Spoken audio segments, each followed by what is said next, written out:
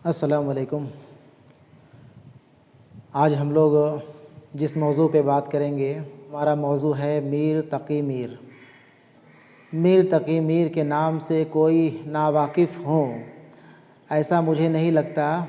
इनके मुतल्लिक़ जो सवालात बन सकते हैं वो सवाल मैं बनाने की कोशिश किया हूँ। आप इन सवालों को ध्यान से देखें, हमारी बातों को सुनें।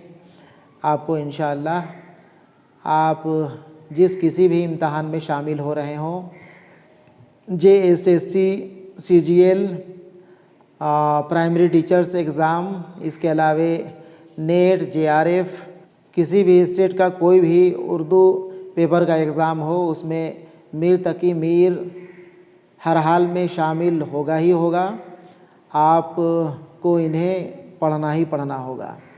तो आप इसे ध्यान से देखें, आपको इंशाअल्लाह इससे इम्तहान में कुछ ना कुछ सवालात ज़रूर देखने को मिलेंगे। ठीक है, ठीक है। बहुत ज़्यादा बातें ना करते हुए आप सवाल देखें। सवाल नंबर 1, मीर तकी मीर कब और कहाँ पैदा हुए? ध्यान देंगे, यहाँ पे आपका 2 सवाल छिपा हुआ है। मीर तकी मीर एक सवाल बनेगा कब पैदा हुए, और एक अलग सवाल आ सकता है मीर तकी मीर कहाँ पैदा हुए। हम यहाँ पे दोनों सवाल को एक ही जगह शामिल करके एक ही सवाल बना दिए। आपको इम्तहान में जब भी पूछेगा तो या तो मीर तकी मीर कब पैदा हुए पूछेगा या फिर पूछेगा कहाँ पैदा हुए। ठीक है, आप दोनों जान लें। यहाँ पे ऑप्शन ए दिया हुआ है 1712 ईस्वी दिल्ली में, बी 1722 ईस्वी अकबराबाद में, ऑप्शन सी 1732 ईस्वी लखनऊ में, ऑप्शन डी इनमें से कोई नहीं।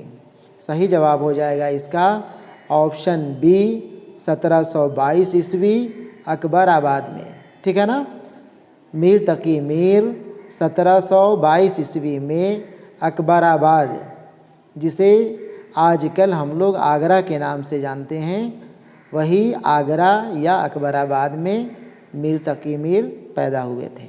ठीक है, ठीक है। ऑप्शन यहाँ पे ऑप्शन यहाँ पे हम अपने मन से दिए हुए हैं।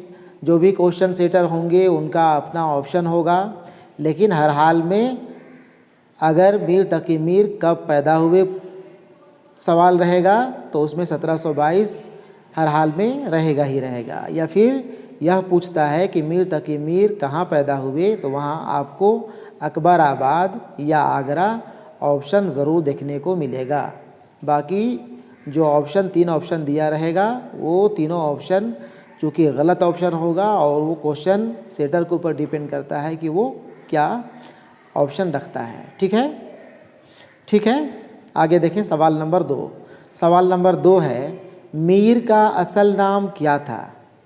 मीर तकी मीर के नाम से हम लोग जानते हैं, मीर इनका तखल्लुस है, इनका असल नाम पूछा है कि मीर का असल नाम क्या था।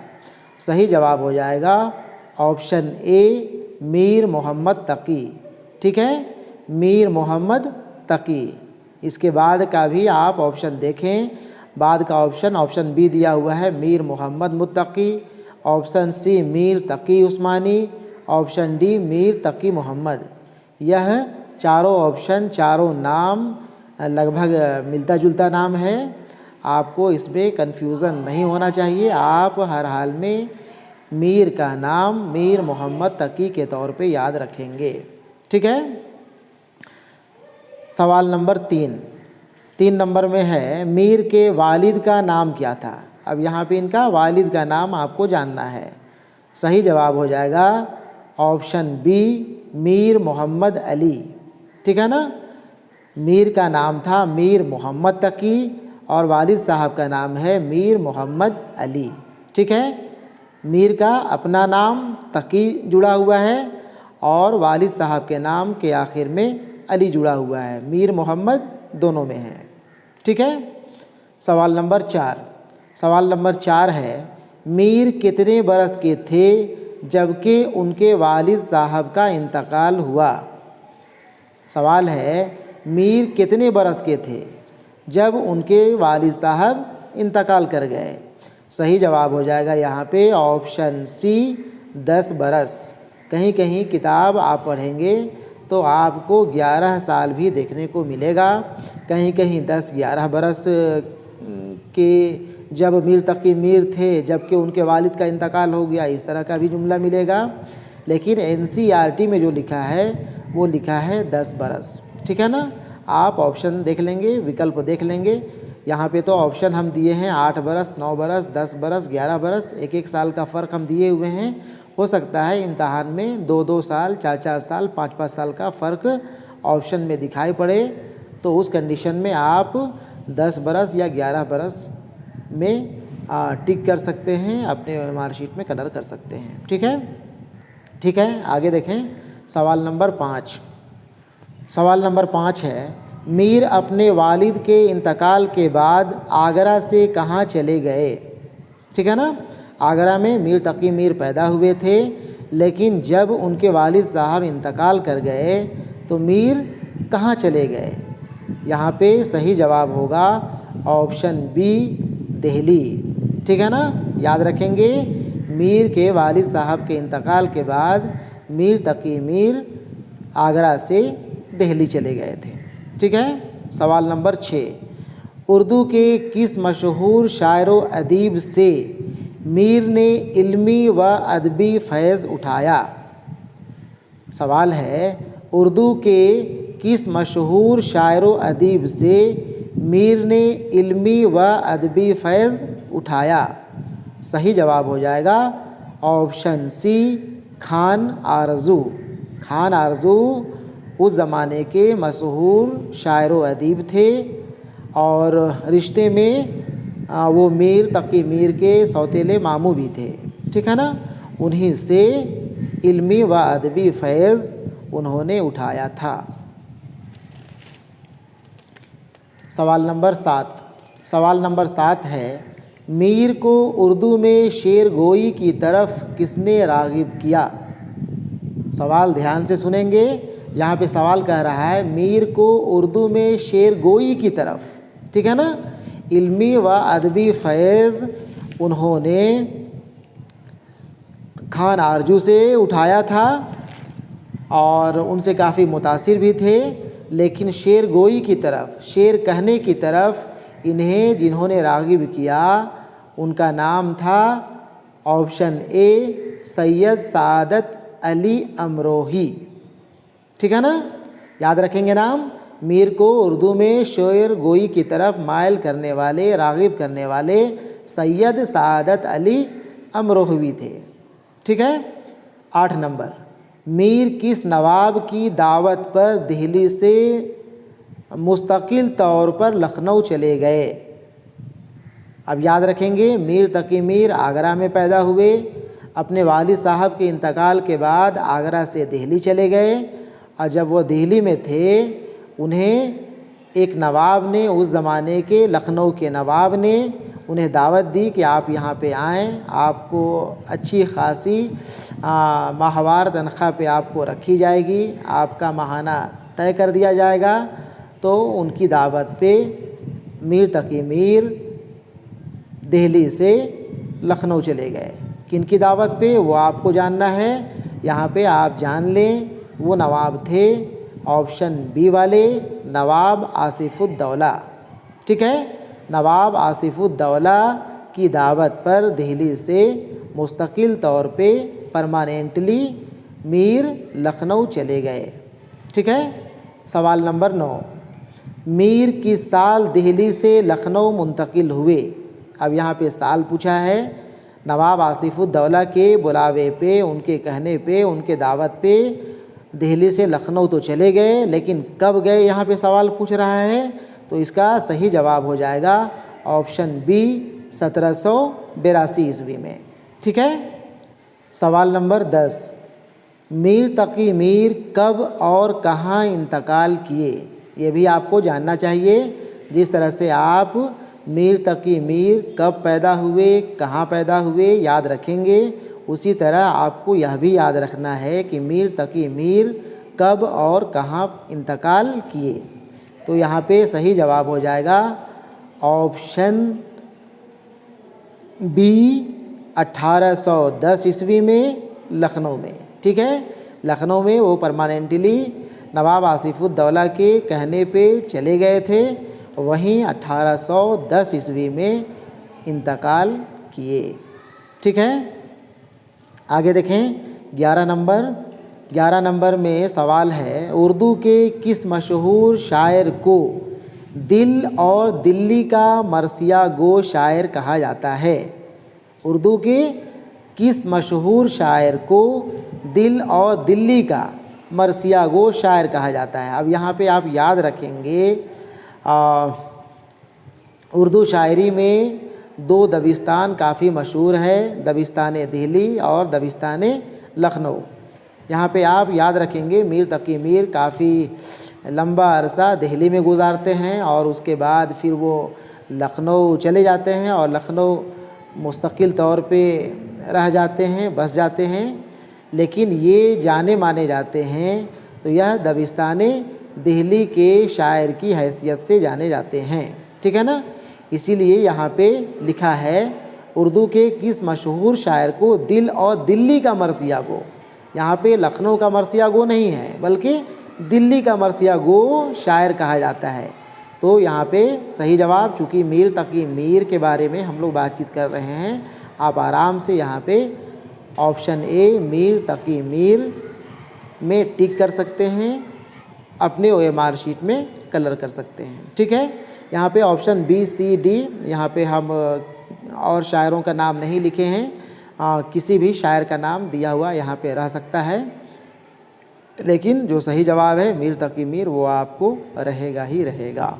ठीक है, आगे सवाल नंबर 12 कि शायर की शायरी में जग बीती, आप बीती, गमे जान गमे जाना होना चाहिए, गमे दौरा सब कुछ मिलता है।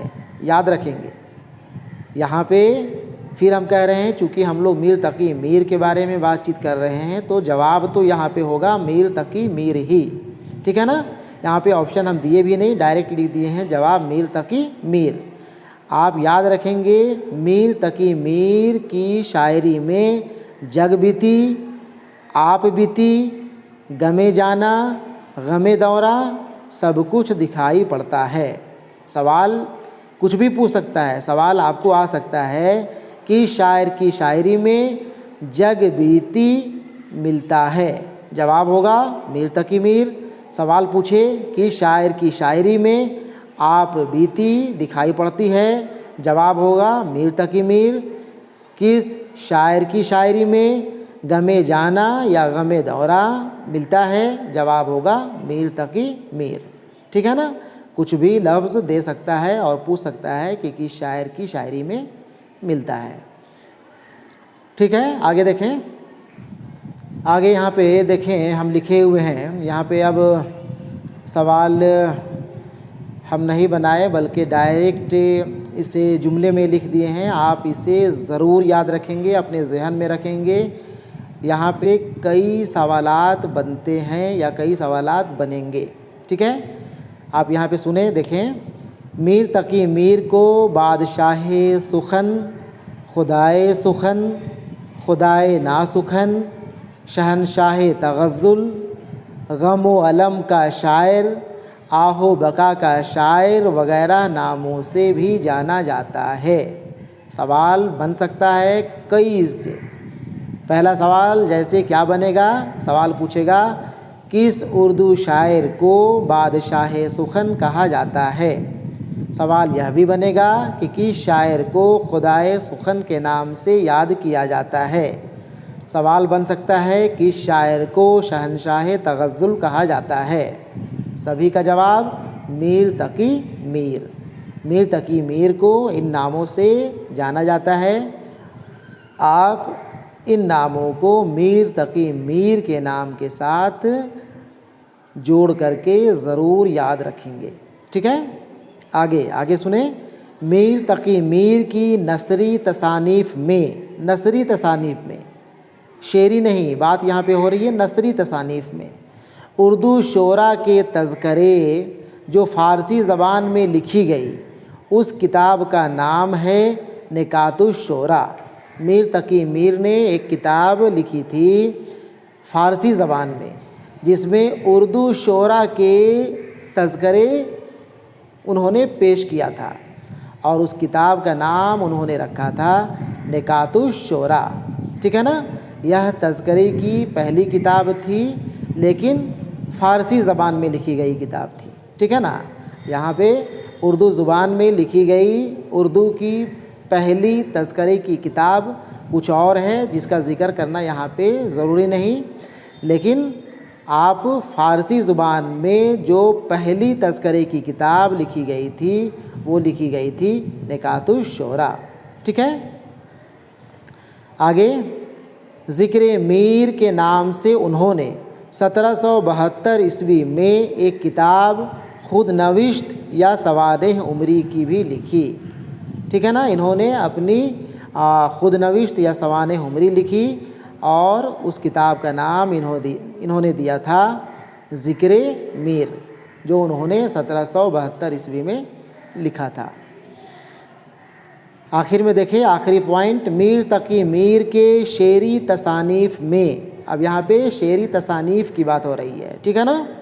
हम लोग यहाँ पे इसके ऊपर नसरी तसानीफ़ देखें। अब यहाँ पे आखिर में इनकी शेरी तसानीफ़, इनके शेरी तसानीफ़ में उर्दू के 6 दीवान, ठीक है ना, 6 दीवान, 7 कसीदे और 5 मसनवियों के अलावे, याद रखेंगे, उर्दू के इनके 6 दीवान थे, 7 कसीदे थे और 5 मसनवियों के अलावा और भी कुछ हैं। ठीक है ना। जो ज़्यादा काबिल ज़िक्र नहीं, ज़्यादा काबिल ज़िक्र नहीं, क्या मतलब मसनवियों के अलावे इन्होंने और जो कुछ लिखा था वो उनका चर्चा करना यहाँ पे ज़्यादा मुनासिब नहीं होगा। हम लोग याद रखेंगे, मीर तकी मीर के 6 दीवान थे, 7 कसीदे थे और 5 मसनवियाँ थीं। और इसमें भी आपको जो वेरी वेरी इम्पोर्टेंट बनता है वो है 6 दीवान। ठीक है ना, जिसमें हज़ारों गज़ल शामिल थे। ठीक है। इस तरह से जो भी इम्पोर्टेंट सवालात या भी जो भी ख़ास पॉइंट मीर तकी मीर को लेकर के हो सकता था, उसे हम यहाँ पे नोट करने की कोशिश किए। वैसे आप मीर तकी मीर को और भी पढ़ सकते हैं, कहीं से भी पढ़ें, लेकिन ये जो भी सवालात हम यहाँ पे नोट किए या जो पॉइंट यहाँ पे दिए हुए हैं, वो आपके इम्तहान से काफ़ी इम्पोर्टेंट है। हम इसे वेरी वेरी इम्पोर्टेंट कह सकते हैं। ठीक है ना। इंशाअल्लाह आप देखेंगे यहाँ से आपको JSSC CGL या प्राइमरी टीचर्स एग्ज़ाम में या उसके अलावे भी नेट JRF जो भी आप एग्ज़ाम देते हो, ज़रूर कुछ ना कुछ सवालात यहाँ से देखने को मिलेंगे। ठीक है। ठीक है, फिर देखेंगे। इसके बाद हम लोग इन्हीं की एक गज़ल आपको पढ़नी है, उल्टी हो गई सब तदबीरें, कुछ ना दवा ने काम किया, देखा इस बीमारी दिल ने आखिर काम तमाम किया। इनके गज़ल का शेर है, इनके पूरे गज़ल को हम लोग पढ़ेंगे, तशरीह करेंगे और जो सवालात उससे बन सकते हैं उससे भी हम लोग करेंगे। ठीक है। ठीक है। अल्लाह हाफ़िज़।